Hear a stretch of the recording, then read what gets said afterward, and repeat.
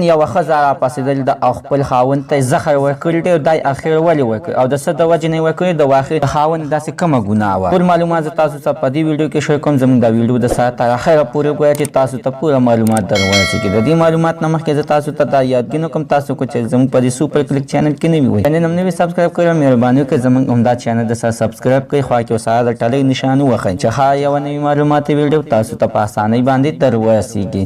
مینهوالو په پېښور په راشدګاه کې دا واقعه مخې ته راغلې ده چې دا خلک چې دی اصغر امان د خپل د مور او د پلار نه به جدا اوسېدلو او د ښځې او خواښې سره به اوسېدلو چې هغوی په پېښور په فقیر آباد کې اوسېدل. ډېر وخت هلته کې د مور او د پلار نه یې نښه کاله هلته کې د خپل خواښې څخه کاله تېر کړ. خو د هغه دوکاندارانو دغه وینا ده چې ویلې چې د دغې نه 2 ورځې مخکې خواښې او ښځې اصغر امان سره جنګ جګړه وکړله او اصغر امان ته یې زهر ورکړل او قتل او مړ کړو. خو د اصغر امان مور او پلار ته د دې خبرې علم لا نه و. یعنې دا دغه شانتې مړ شو. خو دومره پته ورته ولګېده مور او پلار ته ورته دومره ټلیفون وکړو چې راشه اصغر امان په هسپتال کې پروت دی. دوی لاړل پېښور انارچ هسپتال ته. د پېښور مشهور انارچ هسپتال ته لاړل او ورته چې ورغله د دوی نه مخکې د اصغر امان مشری ورور خاون ورسېدو او چې ویې کتل نو مور او پلار چې ورسېدل نو خاون چغې کړې او چغې باندې جهل چې مور پلار ویلې چې یعنې لازمي